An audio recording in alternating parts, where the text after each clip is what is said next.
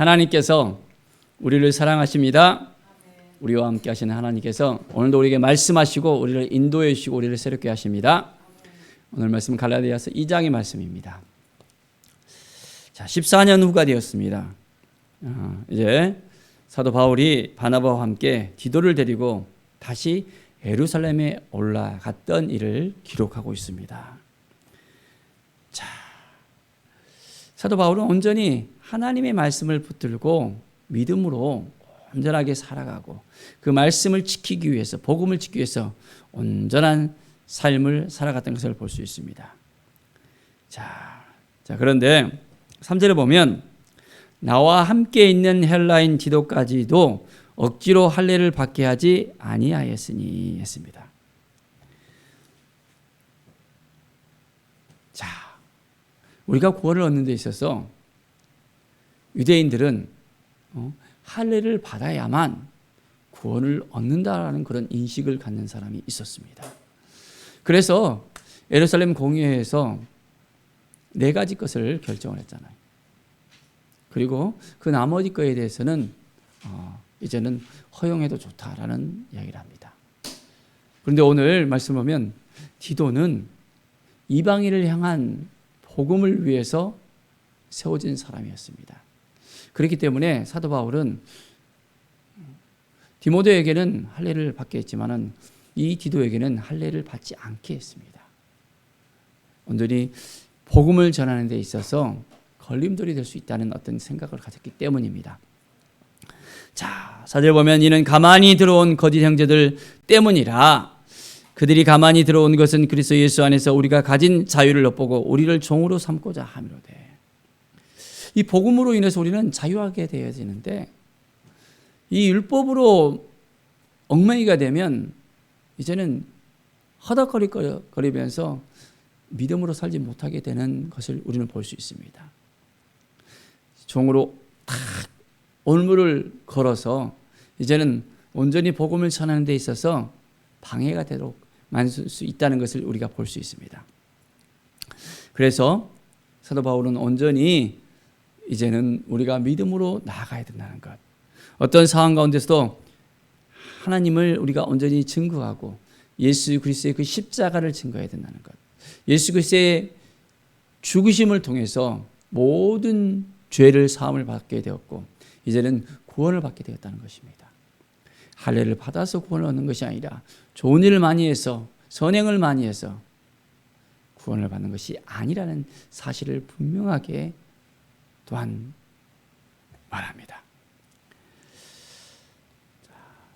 실제로 보면 그들은 내가 무할례적에 복음 전함을 맡은 것이 베드로가 할례적에 맡은 것과 같은 것을 보았고 베드로에게 역사사 그를 할례자의 사도로 삼으신 이가 또한 내게 역사사 나를 이방인의 사도로 삼으셨느니라. 사도 바울은 이방인에게 부름받은 하나님의 사람이었습니다. 베드로는 유대인들에게 복음을 전하는 사람으로 세움을 받았습니다.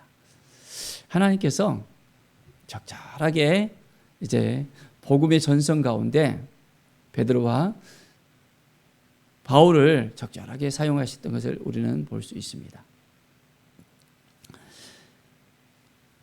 이제 하나님 앞에 온전하게 쓰게 된 이들, 이제 그들을 통해서 하나님께서 귀하게 쓰는 것을 우리는 볼 수 있습니다. 자, 9절에 보면 기둥같이 여기는 야고보와 게바와 요한도 내게 주신 은혜를 알므로 나와 바나바에게 친교의 악수를 하였으니 우리는 이방인에게로 그들은 할례자에게로 가게 하려 합니다. 서로 경계선을 딱 나눴습니다. 이방인에게로 또한 할례자에게로 서로 친교의 악수를 나누면서 서로를 인정해주고 서로 함께하는 그 모습을 보고 있습니다. 예.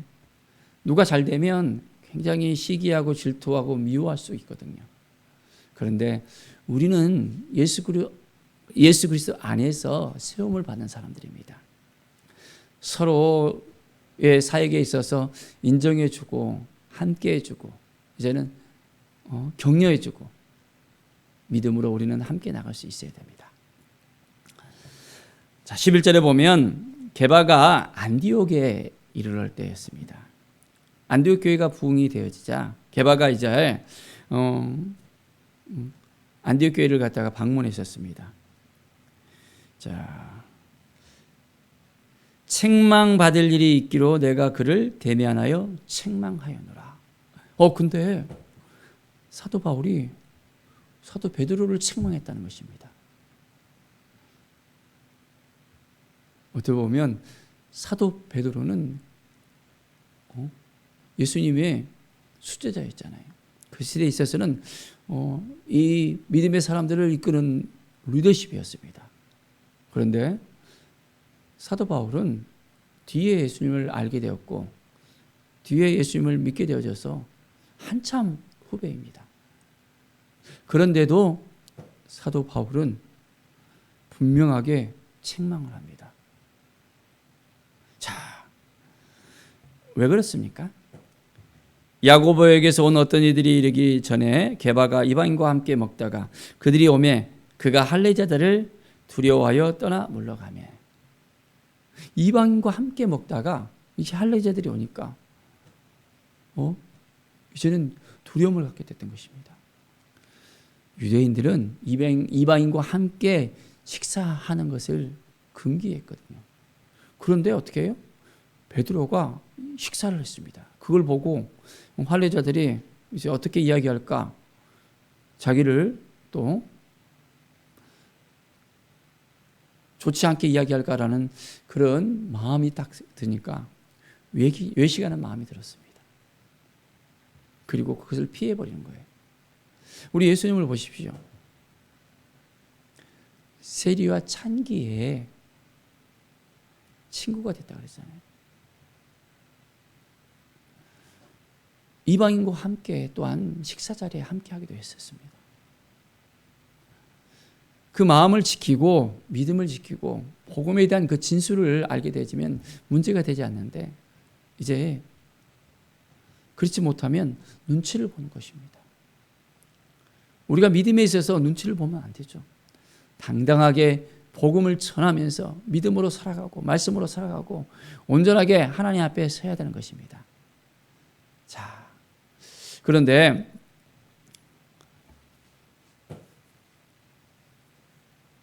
사도 바울이 이렇게 베드로를 책망했는데도 이 관계가 어그러지지 않았다는 것을 볼 때 하나님께서 이것을 통해서 크게 역사하시는 것을 볼 수 있습니다. 자, 16절에 보면 사람이 의롭게 되는 것은 율법의 행위로 말미암은 것이 아니라는 것입니다. 율법에 대해서 분명하게 이야기합니다. 오직 예수 그리스도를 믿음으로 말미암은 줄을 알므로 예수 그리스도를 믿음으로 말미암아 우리는 의롭게 된다는 것입니다. 그래서 우리가 율법의 행위로서가 아니라 그리스도를 믿음으로 의롭다 함을 얻으려 함이라. 율법의 행위로서는 의롭다 함을 얻을 육체가 없느니라.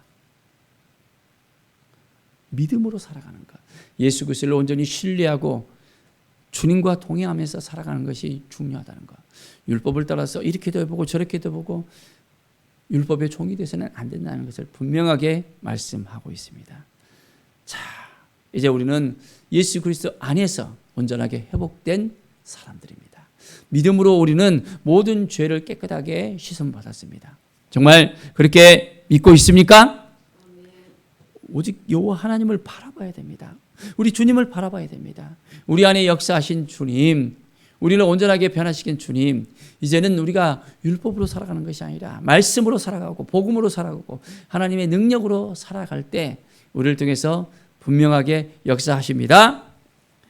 자, 20절에 보면 내가 그리스도와 함께 십자가에 못 박혔나니 했습니다. 내가 그리스도와 함께 십자가에 못 박혔다는 거예요.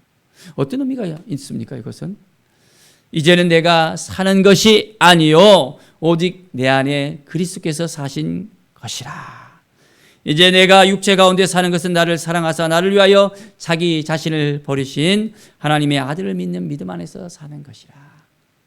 자, 이제 우리가 사는 것은 어떤 의미가 있습니까? 바로 내 안에 그리스도께서 사시는 거예요. 나는 죽고 예수와 함께 살아가는 인생. 우리는 우리의 육신의 그 자아가 날마다 이제는 죽어야 됩니다. 내가 불쑥 올라오잖아요. 그거 안 되는 거예요. 복음으로 말미암아 날마다 우리는 새롭게 되어야 됩니다. 그럴 때 놀라운 하나님의 은혜가 우리 가운데 넘쳐나게 되어집니다.